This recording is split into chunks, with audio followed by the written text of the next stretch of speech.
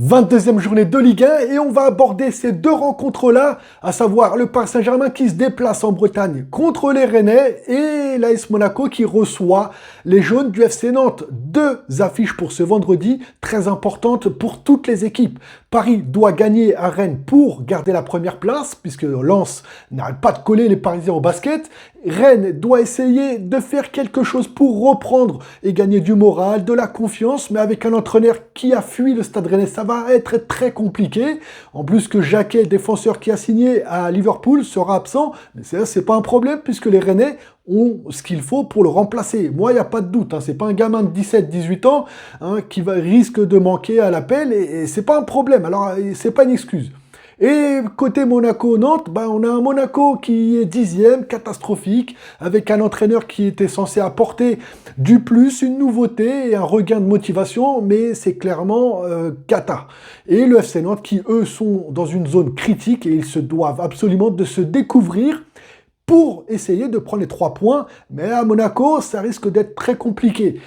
Bienvenue, mais avant tout, les amis, je voudrais vous demander un petit like pour le référencement, ça fait toujours plaisir, et un abonnement si tu souhaites qu'on se revoie, étant donné en plus qu'il va y avoir bientôt à Saint-Valentin, et si tu veux une petite rose ou quoi, non je rigole, je veux pas de rose, rien du tout, juste que tu me suis un peu plus souvent. Bon, les amis, Monaco-Nantes. Monaco qui est 10e au classement avec 28 petits points et qui jouera sans Ansu Fati à domicile, mais c'est pas grave, ils pourront compter sur Belhangoun. Mais attention tout de même, pour Monaco qui n'a remporté que 2 de ses 16 derniers matchs en Ligue 1, disputés un vendredi, dont 2 nuls face à Nantes justement.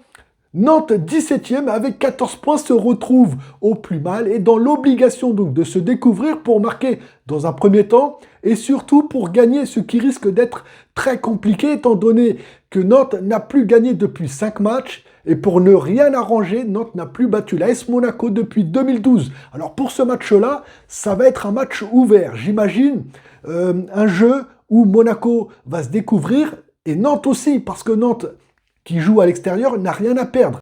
Donc il va y avoir du rentre-dedans. Je pense qu'ils n'ont pas le choix, tout simplement. Et puis les renforts qui sont arrivés, Cabella et tous les autres joueurs, ils sont présents pour aider ce club historique de Ligue 1. N'a pas sa place en Ligue 2. Donc ils vont essayer d'apporter déjà leur expérience et il manquera plus que l'efficacité. Je pense qu'ils peuvent mettre un but. Parce que défensivement, Monaco, faut le dire, ça prend des buts, c'est pas terrible.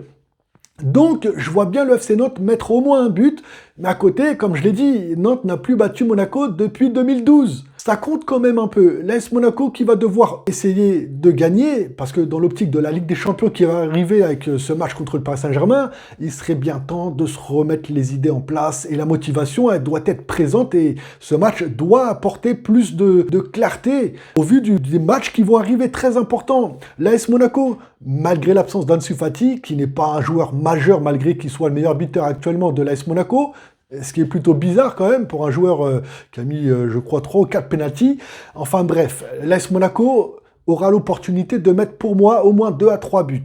Nantes, ils ont recruté des joueurs qui sont arrivés sur le tard, des joueurs d'expérience, c'est vrai, mais niveau défensif, Nantes, ça prend trop de buts, malgré leur bon gardien de but, que j'aime beaucoup, le Portugais Lopez, mais c'est problématique aujourd'hui pour Nantes, c'est qu'ils se réveillent un peu trop tard. Et pour l'AS Monaco, on pensait qu'avec un nouvel entraîneur, ça changerait beaucoup de choses. Il faut avouer aujourd'hui que Paco Gnoli est plus proche de prendre la porte que de rester. Et on pourra probablement assister au retour de Monsieur Paul Pogba. Et non, ça aussi c'est une grosse blague. Pogba qui est à Monaco, juste là pour empocher son chèque tous les mois, ou tout simplement pour dire à Pôle emploi, j'ai mon taf.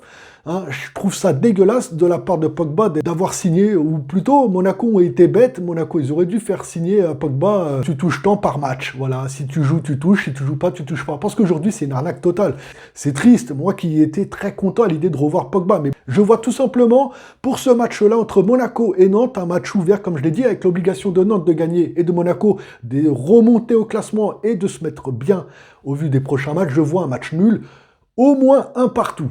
Ensuite, les amis, on va parler de Rennes qui va recevoir le grand Paris Saint-Germain qui sort d'une manita gonflée à bloc, le mode rouleau compresseur mis en marche. Et il n'y a pas très longtemps, on était là à leur dire ça joue pas très bien, ça devient inquiétant. Mais les amis, il faut comprendre qu'avec aussi peu de jours de repos, les calendriers chargés des joueurs qui sont appelés avec leur pays à jouer la CAN, la Coupe d'Europe et tout ce que tu veux, bah c'est dur de revenir au top et d'enchaîner autant de matchs et en étant performant. Aucune équipe aujourd'hui peut faire un sans faute, c'est impossible. Donc pour moi, le Paris Saint-Germain qui va aller à Rennes, ça va être compliqué pour les amis rennais.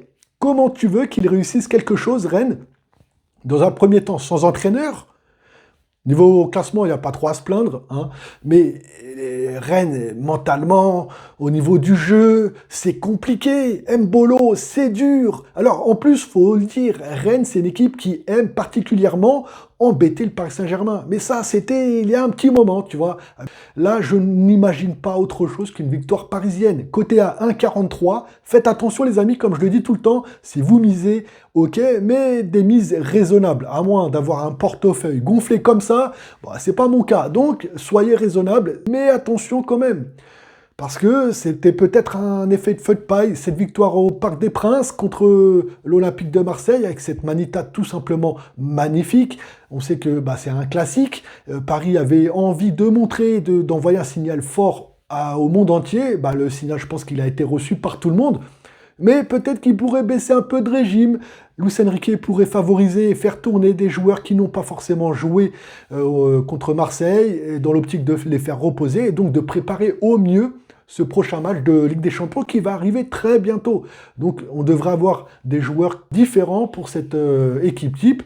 Mais dans tous les cas, équipe A ou B, le Paris Saint-Germain devrait réussir à plier le Stade Rennais. Malheureusement, sans entraîneur, tu veux faire quoi?